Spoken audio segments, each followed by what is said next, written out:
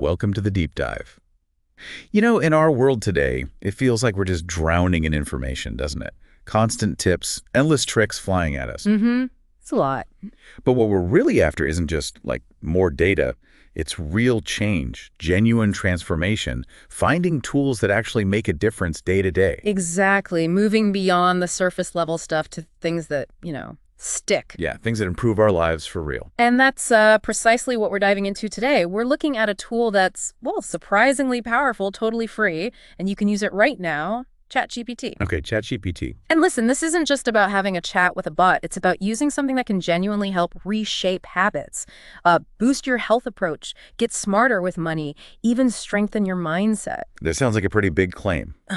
So our mission for this deep dive then is what? We're unpacking specific ways to use it. Exactly. We've got, based on our sources, 27 practical, real-world, simple ways you can leverage ChatGPT for everyday improvement. Okay, 27. Quite a list. It is. Things like learning English, maybe getting more organized, feeling healthier. We found some really fascinating examples. And it's accessible, right? That's a key part. It's not some complex thing you need a degree for. Not at all. Surprisingly easy to get started with, and the potential uses are, frankly, pretty impressive. Mm-hmm. But what's really key here, I think, is that it goes way beyond just searching for info, It's not static. Right. Think of it less like just an AI and more like a personal coach that adapts, or a planner, a meal guide, even a money buddy. A money buddy. I like that. Yeah, or even just a safe space to kind of think things through. And the reason it can do all this is because it's a large language model. Mm-hmm. It's trained to understand and generate text like a human with nuance. Look, it's the context. Exactly. Right. It can almost act like an extension of your own thinking, turning what you need into actual actionable steps. Okay, that's a great way to think about it. So let's dive in. First category, boosting productivity and practical life. Right, getting things done. Let's kick off with streamlining daily tasks. We all face that what's for dinner panic, wanting something quick and healthy. Oh, definitely. The 5 p.m. scramble. Yeah. So how does ChatGPT help there? Like getting a 10-minute healthy dinner recipe for, say, chicken and rice. Well, the cool thing isn't just getting a recipe. You can find recipes anywhere, right? Sure. The difference is it synthesizes a solution based on your exact limits right now. You've got 10 minutes. You've got chicken and rice. You want healthy? Boom. So it's tailored. It's tailored instantly. It's like having a super responsive chef's assistant, not just flipping through a cookbook. It solves the immediate problem. Okay, that makes sense. But what about when you haven't planned? You just stare into the fridge at, like, eggs, rice, and some sad spinach. We've all been there. Our sources say you can just ask, what can I cook with eggs, rice, and spinach? Yeah, and that's the magic, isn't it? Its ability to improvise from what you actually have. Right, instead of ordering takeout again. Yeah, exactly. It becomes this creative consultant. Helps you use up what you've got, cuts down waste, avoids that extra trip to the store. It boosts resourcefulness. I love that. Okay, staying with food, planning ahead, saving time, money, maybe eating less junk. Sources suggest asking it to make a 5-day meal plan, low cost, and healthy for one person. Right. And again, generic plans are out there, but here the power is in the customization. How so? You can tweak it. Say, okay, now make that low carb, or add more vegetarian options, or make sure it uses the chicken I already bought. So it's iterative. It's dynamic. It's not just a static PDF. It's like a planning partner, turning that vague goal of eat better and cheaper into a real structured routine. That actually impacts your wallet and your health. Makes sense. And then naturally, you need the groceries for that plan. So you can ask it to make a healthy shopping list for under 25 euros for 1 week. Only useful ingredients. Yeah, and this is really striking. It's not just listing stuff. It's optimizing for your budget and trying to make sure you only buy what you'll actually use for the plan. So less impulse buying that chocolate bar at the checkout. Hopefully. It encourages more intentional shopping. Less waste, less spending on stuff you didn't really need. Makes the whole process way more efficient. Okay, moving beyond food. Let's talk about time. Our most precious resource, maybe. Arguably, yes. Whether you've got, say, 3 hours free each day, or maybe just pockets of time in the evening, ChatGPT can help structure your week, right? Mixing study, self-care, chores. Absolutely. You could prompt it like, I have 3 hours a day, help me create a weekly plan for studying, self-care, and chores. Or maybe plan my week with time for work, exercise, and rest, based on having 3 hours free each evening. Exactly. And this is where its organizational strengths really comes through. It takes those abstract blocks of time and turns them into a balanced, doable schedule. More than just a calendar entry then. Oh, yeah. It's like a time architect. It helps prevent burnout by mapping things out logically based on your constraints and what you say is important. It removes that mental load of figuring it all out yourself. Reduces that feeling of being overwhelmed. Precisely. It gives you a framework you might actually stick to. Okay, this next one, I think everyone can relate. Mental clutter. That feeling of having a million things swirling in your head. Constant noise. Our sources say you can just ask, help me brain dump everything I need to do this week and organize it into 3 simple lists. How's it different from just, scribbling on a notepad? That's a good question.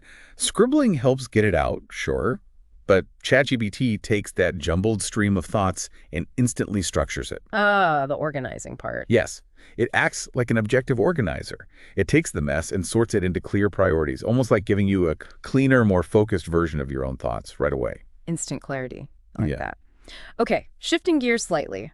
Let's talk efficient learning and wellness. Good combo. For learning something new, say design or Excel or maybe public speaking, sources suggest you can ask for a 7-day beginner plan broken into small steps. Yeah, and this is more than just simplifying. Think of it like a super patient, personalized tutor. It can rephrase things if you don't get them, explain concepts differently, adapt the plan based on your questions. It really lowers the barrier to entry for learning new skills. Makes it feel less daunting. Totally. Breaks big topics into bite-sized pieces, makes continuous learning feel actually achievable. And for the wellness side? Quick workouts. Give me a 10-minute home workout, no equipment, for beginners. Sounds perfect for busy people. It really tackles those common excuses, doesn't it? I don't have time, I don't have equipment, I don't know where to start. Yeah. This validates that small, consistent efforts add up. You don't need a gym membership or hours free. It just helps you start, which is often the hardest part. True. Okay, from starting workouts to starting adventures. Next up, travel and leisure. Fun stuff. Instead of drowning in travel blogs, you can just ask, I have 3 days in Lisbon. Suggest an itinerary focusing on culture and food. Right. And the impressive part here is the level of customized detail it can offer, often better than generic guides. Because it pulls from so much data. Exactly. It synthesizes huge amounts of info, factors in your stated interests, culture and food in this case, and crafts a relevant, unique plan just for you. Makes planning less of a chore, more exciting. Find those hidden gems, maybe. Potentially, yeah. Tailored to what you like. And what about fun that doesn't cost a fortune? Asking for, say, 10 fun things to do on weekends for free or cheap. This is great for broadening horizons. It reminds you that enjoyment isn't tied to spending lots of money. Explore your own city. Yeah. Find local, low-cost options. Get creative with leisure time. It just offers a fresh perspective, showing fun is accessible whatever your budget. Okay, let's move into enhancing communication and creativity. First part. Refining your voice. Important area. So that dreaded CV or cover letter update, struggling with wording, you can paste it in and ask, make this sound more professional. Yeah, this is a really direct use of its language skills. It helps you polish your professional image, essentially. Like a virtual editor. Pretty much. Right. Fine-tuning tone, word choice, making a stronger impression without needing to hire someone. What about making, boring text more engaging? Maybe a dry email or assignment. Make this more friendly and clear. That tackles a common problem, right? Making sure your message actually lands well. Yeah, avoiding the corporate jargon, maybe. Exactly. Letting a bit of your personality show, ensuring it's easy to understand, well-received, builds better connection, makes your communication hit harder. And what about making it sound specifically like you? I saw a prompt like, make this sound more friendly like I'm talking to a friend. This is really interesting. It's about finding your authentic voice in writing. Bridging the gap between formal and casual. Precisely. Making your writing more relatable, whether it's for work emails or personal stuff, helps you sound less like a robot and more like, well, you. Very cool. Okay, next under communication, language acquisition. This seems huge. Oh, it's a game changer for many. The idea is you can have a 204/7 practice partner who doesn't judge you. Just type, let's have a conversation in Spanish, correct my mistakes. Yeah. And because it's learned from countless human conversations, it doesn't just fix grammar. What else? It helps with flow, idioms, natural phrasing. Crucially, it removes that fear of making mistakes in front of real people. The embarrassment factor. Gone. You get immediate, personalized feedback, which can seriously speed up learning and boost your confidence. Wow. Okay, let's shift now. Big category, fostering personal growth and well-being. A really important area where this tool can help. First part, gaining clarity and support. Let's say you're confused by something. Complex grammar, maybe a scary health topic.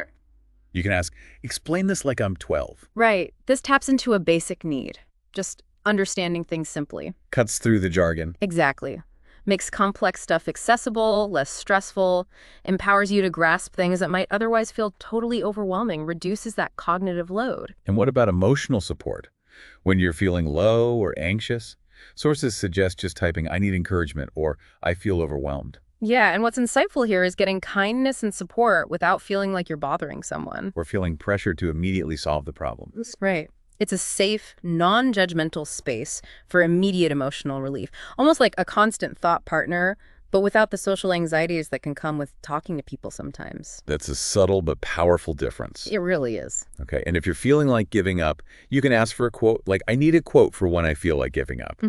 It leverages positive reinforcement, but makes it personal. Tailored motivation. Exactly. A quick lift, a shift in perspective tailored to that moment of doubt, cuts through the noise to give you something that might actually resonate. Similar vibe, but maybe broader. Feeling stuck, unmotivated generally. You can type, I feel unmotivated.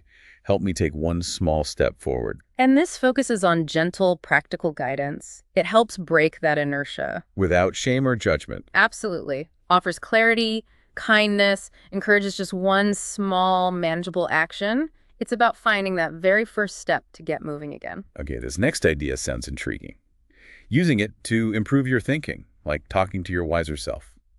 Asking it to see a problem from another viewpoint. Yeah. That's a powerful concept. Well, how do we make sure we're actually getting new insight and not just having the AI confirm our own biases? That's a really critical point. The value isn't that the AI is wise, right? It has no lived experience. Yeah. The value is that it can process information without emotion and generate perspectives you might miss because you're emotionally involved or stuck in your usual thinking patterns. It's like an objective sounding board. Exactly. It forces you to slow down, articulate the problem, and then it reflects back different angles. It makes you engage with alternatives. That's where the growth happens. Makes sense. Okay, let's move to mindset and self-care routines. For daily reflection, maybe journaling, ask for one journal question per day. Simple, right? But it promotes consistent self-awareness, makes journaling feel less like a chore, more like an easy daily practice, a gentle nudge toward looking inward. And to feel productive, maybe ask for a daily focus question, based on the idea that tiny goals equal big results. Yeah, it highlights that power of small steps, incremental progress. Setting one tiny, achievable goal each day builds momentum, avoids that feeling of being crushed by a huge task. Okay, what about affirmations? Give me 5 short affirmations that fit me, maybe for confidence or calm. The key there is fit me. Customization again. So not just generic ones. Right. You can tell it what you're struggling with, and it generates affirmations that resonate specifically with your current need or mood. Makes them feel more potent. And designing a self-care plan. Give me a 7-day simple self-care plan for busy evenings. This is all about making self-care practical and sustainable, even when life is hectic. Small actions, big calm. That's the idea. Shows that even with a busy schedule, you can weave in routines that genuinely help you recharge. And this last one sounds quite deep. Sort of free, therapy-like experience. Asking it, help me write a letter to myself about something I need to let go of. Yeah, this offers a really powerful way to process emotions privately. A release mechanism. Exactly. It provides a structure to articulate feelings, identify what needs releasing, and kind of move forward. It's an accessible space for self-compassion and emotional work without any external pressure. Wow. Okay, we've covered a ton. Last category. Empowering your finances and future. Getting practical again. Let's talk financial management.